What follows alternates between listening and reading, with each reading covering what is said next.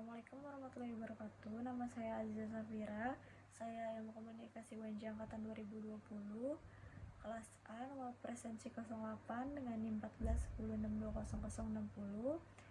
Di sini saya akan menjelaskan mini skripsi saya yang berjudul Pengaruh Gaya Kepemimpinan Ketua BLM IKOM UNJ terhadap peningkatan kinerja organisasi. Yang pertama, bab 1 pendahuluan latar belakang. Saya menuliskan organisasi dapat didefinisikan sebagai di mana banyak orang berkumpul dan bekerja sama untuk mencapai tujuan bersama yang harus dicapai.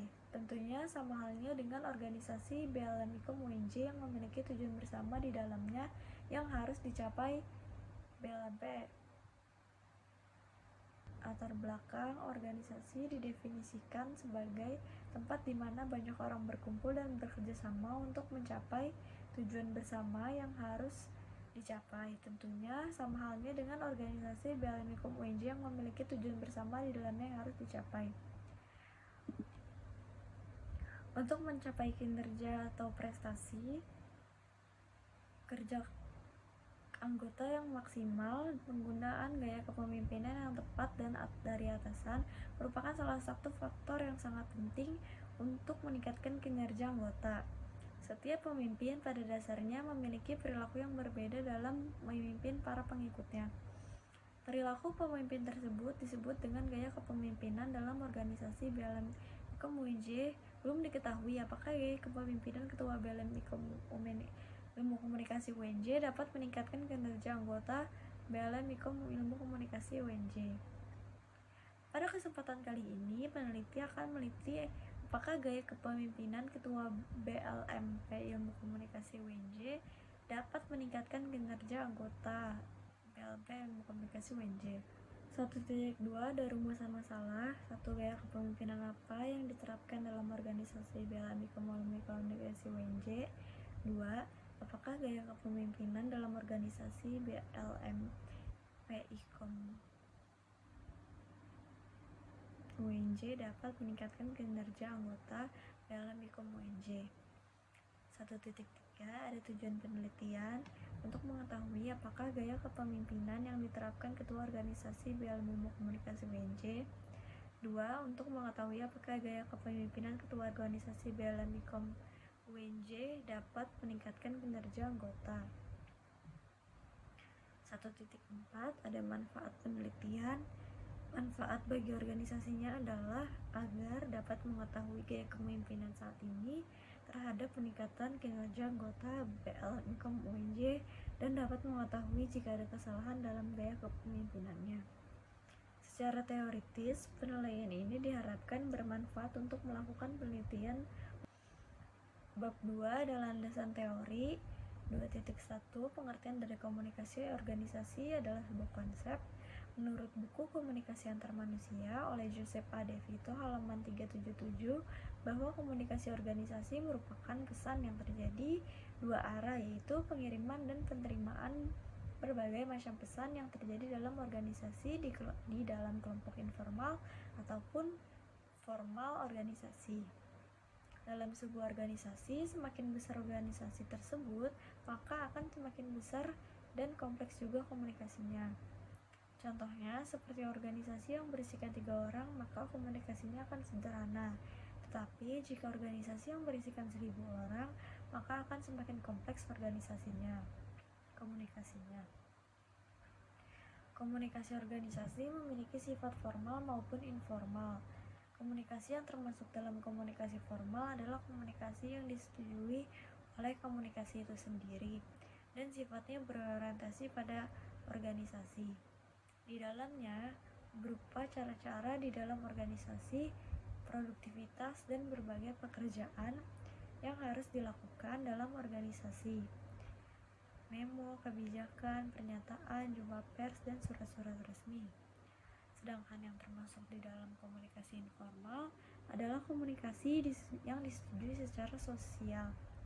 Orientasi tidak pada organisasinya sendiri, tetapi pada para anggotanya secara individual. Jika dalam buku Komunikasi Organisasi oleh Erwin Page dan Don F. Wallace bahwa komunikasi organisasi dapat didefinisikan sebagai pertunjukan dan penafsiran pesan di antara unit-unit komunikasi yang merupakan bagian dari suatu organisasi tertentu.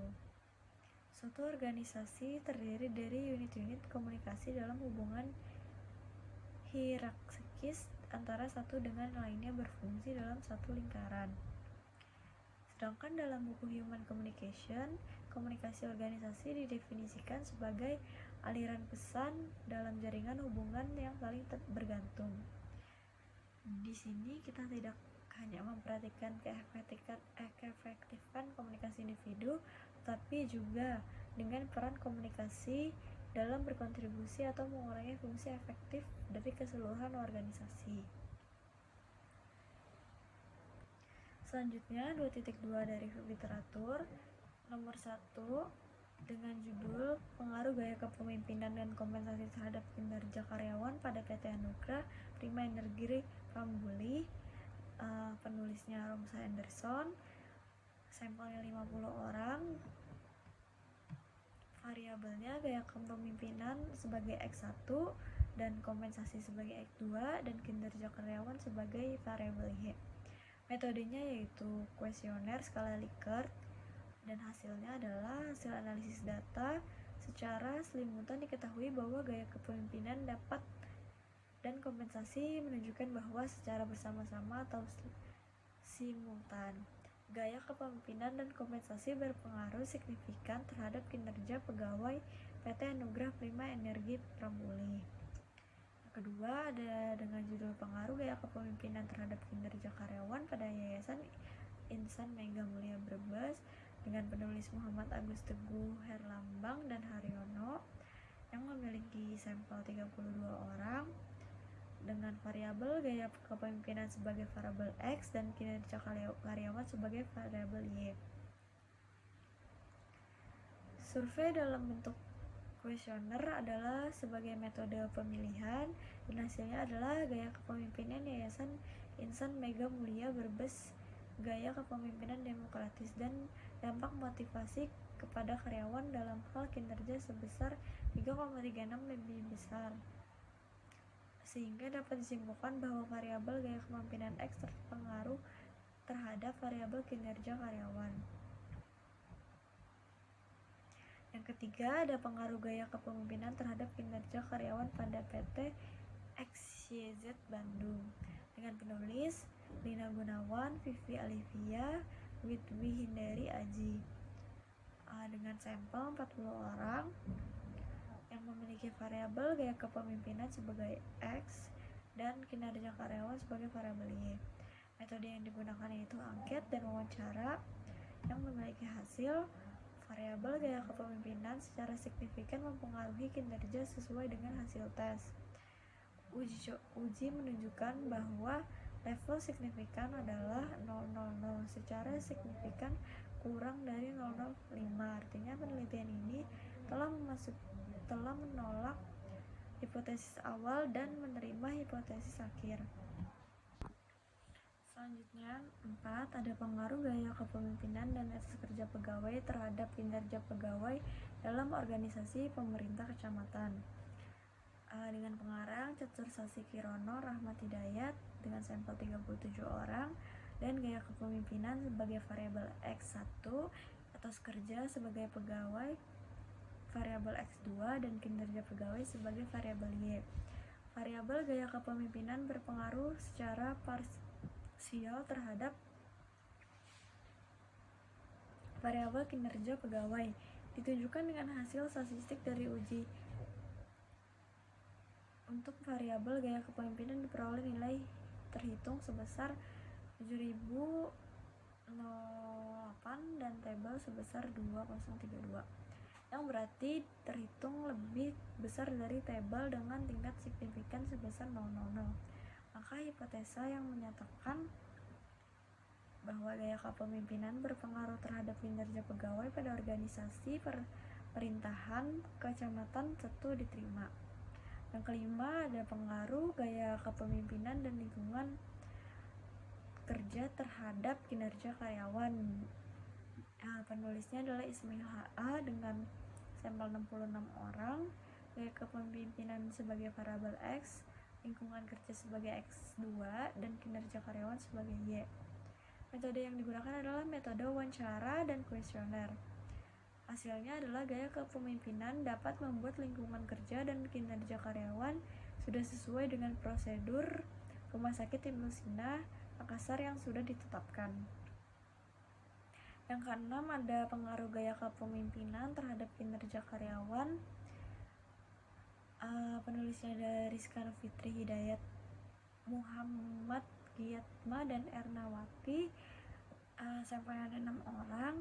Variabelnya yang pertama ada gaya kepemimpinan sebagai variabel X dan kinerja karyawan sebagai variabel Y. Observasi dan wawancara adalah sebagai metode penelitian.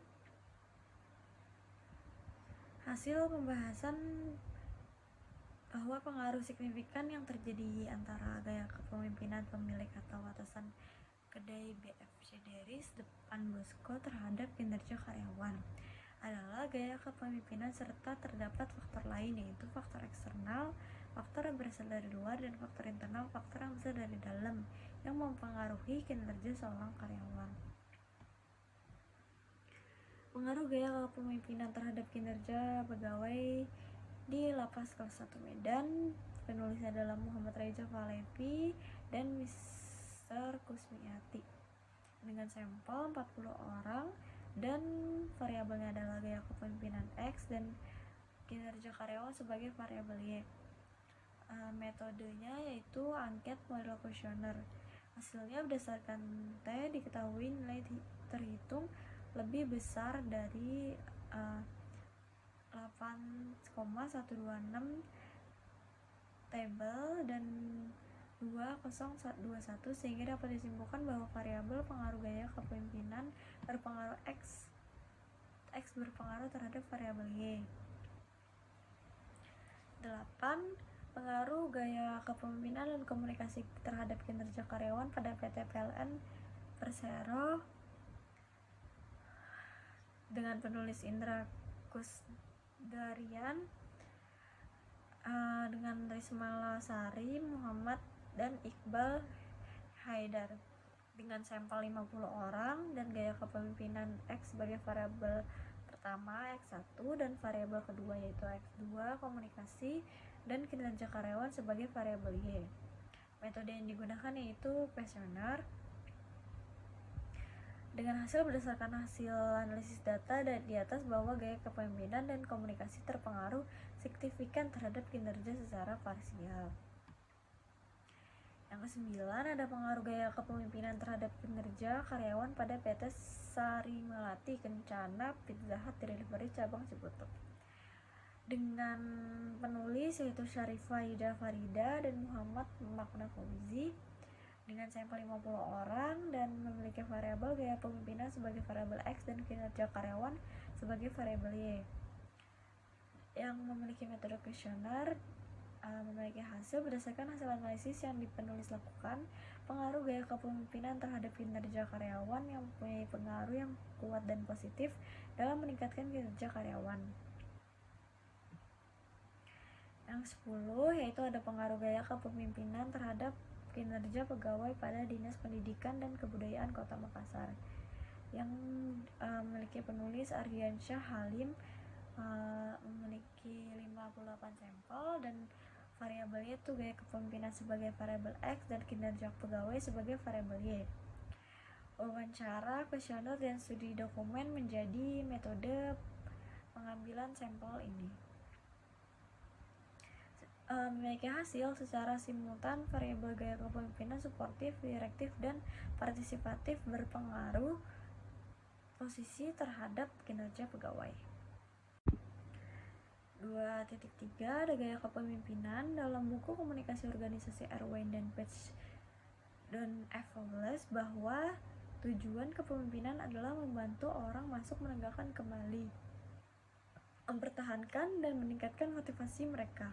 Jadi pemimpin adalah orang yang membantu orang lain untuk memperoleh hasil-hasil yang diinginkan. Pemimpin bertindak dengan cara-cara yang memperlancar produktivitas, moral tinggi, respons, dan energik, kecakapan kerja yang berkualitas, komitmen, efisiensi, sedikit kelemahan, kepuasan, kehadiran, dan kesinambungan dalam organisasi. Kepemimpinan diwujudkan melalui gaya kerja, yaitu operating style atau cara bekerja sama dengan orang lain yang konsisten. Melalui apa yang dikatakannya, bahasa, dan apa yang diperbuatnya, tindakan, seseorang membantu orang lainnya untuk memperoleh hasil yang diinginkan. Cara seseorang berbicara kepada yang lainnya dan cara seseorang bersikap di depan orang lain merupakan satu gaya kerja. Selain itu, gaya kepemimpinan juga diartikan suatu cara pemimpin untuk mempengaruhi bawahannya yang dinyatakan dalam bentuk pola tingkah laku atau kepribadian. Seseorang pemimpin merupakan seseorang yang memiliki suatu program yang berperilaku secara bersama-sama dengan anggota-anggota kelompok dengan mempergunakan cara atau gaya tertentu, sehingga gaya kepemimpinan mempunyai peranan sebagai kekuatan dinamik yang mendorong motivasi dan koordinasi perusahaan dalam mencapai tujuan yang telah ditetapkan. Rosman 2023. Gaya kepemimpinan juga dikatakan sebagai cara dalam mengarahkan, mendorong, dan mengatur unsur-unsur di dalam kelompok atau organisasi untuk mencapai suatu tujuan organisasi yang diinginkan sehingga menghasilkan kinerja karyawan yang lebih produktif dan memenuhi target. Dengan gaya kepemimpinan yang bijaksana, seorang pemimpin dipastikan mau menghormati ide dan pendapat para karyawan yang berdampak positif, memberikan kebebasan, munculkan daya kreativitas dan inisiatif para karyawan dalam usaha menyelesaikan dan meningkatkan pekerjaan dan yang diberikan. Selanjutnya ada kinerja dalam buku Human Resource Management and Experiential Approach 3rd edition. Bernardin dan Jones 2007 mendefinisikan kinerja adalah hasil yang didapatkan dari suatu fungsi atau kegiatan dalam kurun waktu yang ditentukan. Sedangkan dalam buku manajemen halaman 263 10 edition, Coulter dan Robbins mengatakan performance is the end result of an activity. Maksudnya, definisi dari kriteria adalah hasil akhir dari aktivitas kerja yang dapat dikatakan prestasi ke dia. Berdasarkan pendapat di atas, dapat dikatakan bahwa kinerja merupakan tingkat keberhasilan dari karyawan, misalkan setiap tugas dan tanggung jawabnya berdasarkan standar dan pastinya sudah ditentukan terlebih dahulu untuk mencapai tujuan perusahaan. Kinerja merupakan hasil kerja yang telah dicapai seseorang sesuai dengan tugas dan perannya, sesuai dengan tujuan organisasi yang dihubungkan dengan standar kinerja tertentu dari perusahaan di mana individu itu bekerja. Untuk mencapai kinerja atau prestasi kerja karyawan yang maksimal, penggunaan gaya kepemimpinan yang tepat dari atasan merupakan salah satu faktor yang sangat penting untuk meningkatkan kinerja karyawan. Setiap pemimpin pada dasarnya memiliki perilaku yang berbeda-beda dalam memimpin perilakunya. Perilaku pemimpin disebut dengan gaya kepemimpinan. Menurut Affandi, kinerja merupakan hasil seseorang dan kelompok dalam satu perusahaan sesuai dengan kewenangan dan tanggung jawabnya masing-masing, tanpa melanggar hukum dan tanpa melanggar hukum tidak melanggar moral etika. Menurut Kashmir 2016, kinerja adalah hasil kerja dan perilaku kerja yang dicapai dengan. Menurut Rifai dan Basri menyatakan kinerja adalah hasil atau tingkat keberhasilan seseorang secara keseluruhan selama periode tertentu dalam melaksanakan tugas dibandingkan dan berbagai kemungkinan seperti standar hasil kerja, target atau sasaran, maupun kriteria yang telah ditentukan terlebih dahulu telah disepakati bersama.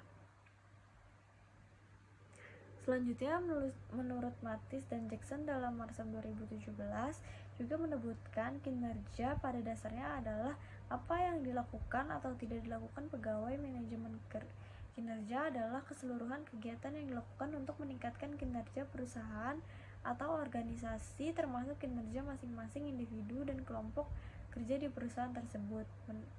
Menurut Mangkunegara dalam Masram 2017 menyatakan kinerja karyawan adalah hasil kerja secara kualitas dan kuantitas yang dicapai.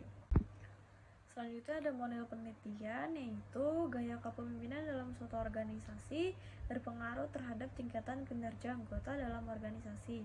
Berdasarkan uraian tersebut, dapat disimpulkan bahwa tingkat kinerja suatu organisasi dapat dilihat dari gaya kepemimpinan organisasi tersebut. 2.6 ada hipotesis. Hipotesis teori yang ada pada penelitian ini adalah pengaruh gaya kepemimpinan terhadap kinerja organisasi BLMT Ilmu Komunikasi UNJ. Selanjutnya, bab 3 metode penelitian. 3.1 paradigma penelitian menurut John W. Creswell 1994. Dalam penerapan ilmu sosial, paradigma merupakan hal yang sangat penting karena dengan paradigma dapat membantu peneliti untuk menemukan cara pandang yang tepat dalam melihat suatu masalah. Selain itu, paradigma juga berfungsi untuk membantu menentukan teori serta metode yang tepat untuk digunakan dalam penelitian. Dalam penelitian ini, paradigma yang akan digunakan adalah paradigma post-positivisme. Menurut Guba dan Lincoln 1994, paradigma ini merupakan aliran yang ingin memperbaiki kelemahan-kelemahan positivisme yang hanya mengandalkan kemampuan pengamatan langsung terhadap objek yang diteliti. Paradigma positivisme tercenderung kepada metode penelitian kuantitatif atau pendekatan kuantitatif. Pada paradigma ini sering disebut dengan penelitian spesifik atau sains. Paradigma post-positivisme menggambarkan bahwa gejala yang terjadi dalam kehidupan tidak terbatas dan untuk menyederhanakan gejala sosial yang terjadi maka diperlukan statistik sebagai landasan untuk menyimpulkan data yang diperoleh di lapangan. Paradigma post-positivisme menyatakan bahwa kriteria kebenaran dalam penelitian terdapat pada aspek validitas, reliabilitas, dan objektivitas. Selanjutnya 3.2 ada pendekatan penelitian. Menurut Creswell 2018, pendekatan penelitian yang digunakan dalam penelitian ini adalah penelitian kuantitatif. Penelitian kuantitatif bertujuan untuk mencakup variabel dalam penelitian dan hubungannya dimulai dengan mengidentifikasi variabel utama dalam sebuah penelitian oleh Creswell 2018. Penelitian kuantitatif adalah metodologi penelitian yang bertujuan untuk mengukur data yang diterapkan dalam bentuk analisis statistik. Malhotra 2010. Dalam penelitian ini, variabel X-nya terdapat pada gaya kepemimpinan. Hubungan dengan variabel Y-nya adalah kinerja anggota. Selanjutnya ada 3.3 metode penelitian, yaitu metode yang dipergunakan dalam penelitian ini adalah survei dalam evaluasi guna membuat teknik penggambaran sifat-sifat sistematis dan akurat. Tujuan metode survei ini yakni untuk mengumpulkan data dan memperoleh informasi sebuah populasi. Menurut Creswell 2018, desain survei bagian pertama dari bagian rencana metode survei dapat memperkenalkan membaca pada tujuan dasar dan alasan untuk penelitian survei. Mulailah bagian ini dengan menjelaskan alasan desain secara khusus, mengidentifikasi tujuan penelitian survei. Tujuan utamanya adalah untuk menjawab pertanyaan tentang variabel yang menarik bagi. Selanjutnya ada 3.4 populasi sampel, yaitu 34.1. Menurut Malhotra 2010, populasi adalah keseluruhan dari semua elemen berbagai beberapa seperangkat 43 karakteristik yang terdiri dari alam semesta untuk tujuan masalah riset pemasaran. Populasi sebagai wilayah generalisasi yang terdiri dari objek atau subjek mempunyai kuantitas dan karakteristik tertentu yang ditetapkan oleh periset untuk dipelajari, kemudian ditarik suatu kesimpulan. Sugiono 2002. Dalam penelitian ini, populasi yang digunakan adalah seluruh anggota BLM Ilmu Komunikasi UNJ. Selanjutnya ada 3.42 yaitu sampel. Menurut Malhotra 2010, sampel adalah subkelompok dari elemen dari populasi yang dipilih untuk berpartisipasi dalam penelitian ini. Sampel adalah bagian dari populasi yang diambil melalui cara-cara tertentu yang mewakili populasi. Dalam penelitian ini menggunakan teknik pengambilan sampel berupa simple random sampling, yaitu cara penarikan sampel yang paling sederhana dan mudah dilakukan dalam sampel acak sederhana. Setiap anggota populasi memiliki kesempatan yang sama untuk dipilih sebagai sampel oleh Bibi 2016. Jumlah sampel yang digunakan dalam penelitian ini berjumlah 23 responden. Selanjutnya ada 3.5 ukuran sampel. Ukuran sampel yaitu peneliti menggunakan rumus Slovin dalam mengukur sampel. Rumus ini digunakan karena peneliti tidak mengetahui perilaku kasus dari populasi. Variola 2006. Rumus Slovin didefinisikan sebagai berikut, yaitu N sama dengan 1 plus N kuadrat. N kecil yaitu ukuran sampel dan N besar yaitu ukuran populasi. Dan sedangkan E persentase kelonggaran ketidaktelitian karena kesalahan pengambil sampel. Peneliti mengambil persentase 5%. Selanjutnya 3.6 ada hipotesis riset. Hipotesis didefinisikan sebagai jawaban sebagai sementara dari rumusan masalah penelitian yang mana sebelumnya rumusan masalah penelitian yang telah dinyatakan dalam kalimat pertanyaan. Menurut Uma Sakaran dan Roger Bogi, hipotesis harus memenuhi 2 kriteria. Yang pertama dapat diuji dan 2 harus dapat difalsifikan. Hipotesis merupakan jawaban sementara dari rumusan masalah dan hipotesis ini dinamakan hipotesis kerja. Dan praduga yang melawan hipotesis kerja disebut dengan hipotesis nol atau nihil. Hipotesis awal tidak terdapat pengaruh gaya kepemimpinan dengan kinerja anggota BLN Nikom UNJ. Hipotesis akhir terdapat pengaruh gaya kepemimpinan dengan kinerja anggota BLN Nikom UNJ. Selanjutnya ada hipotesis statistik. Hipotesis statistik digunakan jika data yang dipelajari adalah sampel yang mewakili populasi tersebut, sehingga dugaan apakah data sampel tersebut bisa digeneralisasikan pada populasi tersebut dengan hipotesis statistik menurut Sugiano 2013. Selanjutnya ada 3.8 metode pengumpulan data. Data yang dipergunakan dalam penelitian ini adalah primer. Menurut Malhotra 2010, data primer merupakan data yang bersumber dari data khusus atau langsung kepada pengumpul data. Data primer dalam penelitian ini diperoleh melalui kuesioner sebagai kepada responden melalui GIFROM. Selanjutnya ada 3.9 metode pengumpulan data. Penelitian ini menggunakan metode pengumpulan data survei. Menurut Fink, metode survei merupakan sebuah metode yang mengumpulkan informasi dari orang-orang, menggambarkan, membandingkan atau menjelaskan pengetahuan, sikap dan perilaku mereka. Secara spesifik, survei yang dilakukan dalam penelitian ini adalah survei dalam bentuk kuesioner. Menurut Uma dan Sakaran dan Roger Bogi, metode survei dengan kuesioner secara umum menghemat biaya dan waktu dibandingkan dengan metode lain seperti wawancara dan observasi. Namun metode ini juga terdapat kemungkinan kesalahan non-respon dan non-respon jauh lebih besar menurut Sakaran dan Bogi.